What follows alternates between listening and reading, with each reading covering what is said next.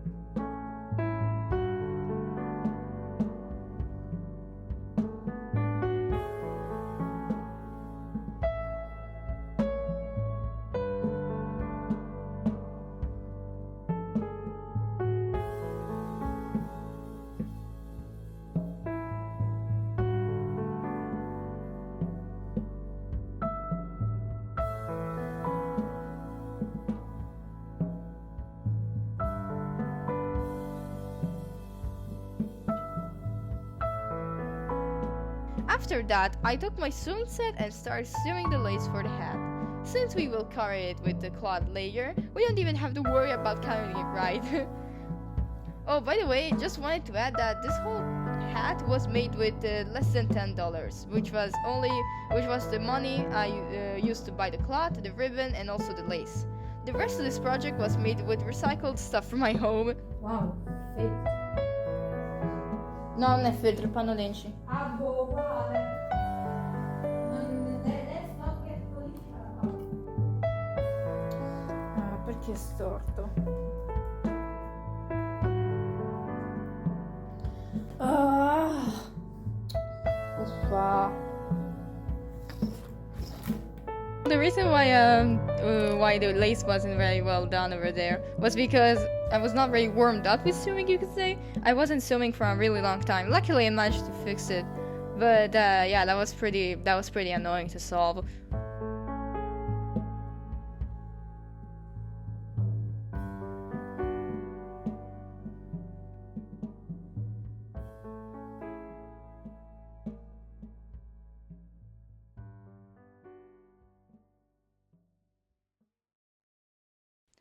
I finished cutting the last parts that I needed.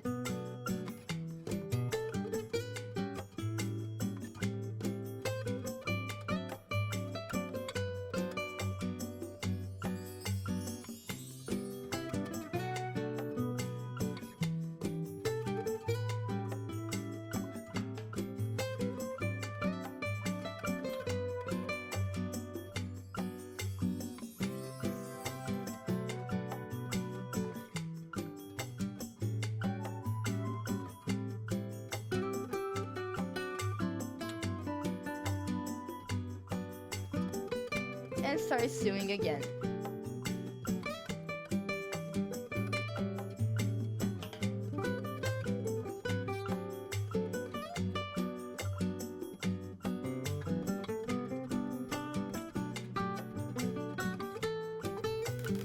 Oh! Cosa? Che è stato? No, vabbè, sei scucito. Ma dai! Abboia, ma che è? Vabbè. No, vabbè, dai. Cosa è scucito qua sotto? Dai. No, vabbè. Abboia. I didn't record much for the comb part of the hat, but let me tell you, it was painful! I had to actually use my geometric skills to get it done, because getting right measures with this was so damn hard. In fact, I accidentally did cut double the cloth that I needed, but at least the hat has a bit more structure, and you know, it doesn't flop too easily. The only downside is that it's harder to sew, but alas, I did it. Così sta proprio male, ti cade. Ah, devi registrare. Sto registrando il E processo. allora fatti un po' più in là, metti il telefono un pochino più dentro. Vedi? Questa andata. Molto bene. Attenzione alla punta. La punta falla bene. Mi raccomando, se hai bisogno di aiuto io. Well, after the comb part was done, the only last thing remaining was to sew all the black soft cloth together. So to complete the hat, I simply sew the cone where it was supposed to be, and then I sewed the last black part that was supposed to be there.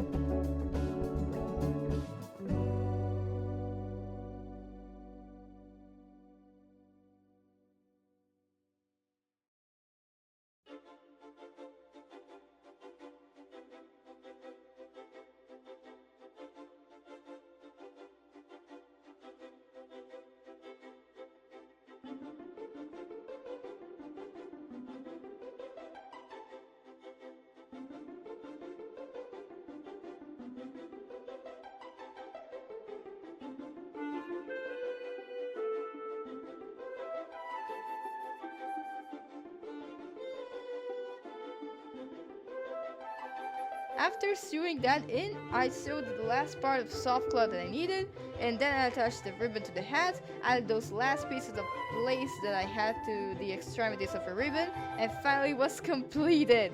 After that, the only thing left was to add the ribbon, and it was complete.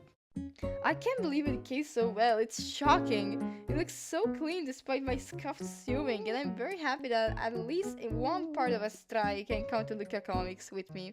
Speaking on that, I have made a blog post about it, so make sure to check it out, and also subscribe to my RSS feed maybe. Now, to be completely honest, I did not record anything of the convention. I only have these two videos of me walking to the Japanese part of it. So these three videos of me just walking and looking at the anime part of the convention. But at least I took this cool photo with Hatsune Miku, so at least there's that. But I mean, aside from the fact that I didn't document anything, it was a really fun trip. We had a great time. I met some really cool celebrities, and if you really want my full experience, I recommend you read my blog post about it that I did 1 month ago. Thanks for watching, everyone. Hopefully this video wasn't too much of a downer compared to the last one. I tried to experiment a lot with new stuff, and you can see I even made those cool 3D renders of the hat, like the hat process. And I'm generally trying to experiment as much as possible with these new videos. I'm also planning to collab with one of my friends to make a cool video. So yeah, I'm hoping to create some cool videos in the future, and maybe, who knows, maybe even finish the Astray cosplay if I can. Well, if you enjoyed this video, make sure to subscribe to my blog so that you can stay updated on the videos and the projects I do. And yeah, that's basically it. Thank you so much for the overwhelming support on the last video. And well, I will see you soon. See you around, guys.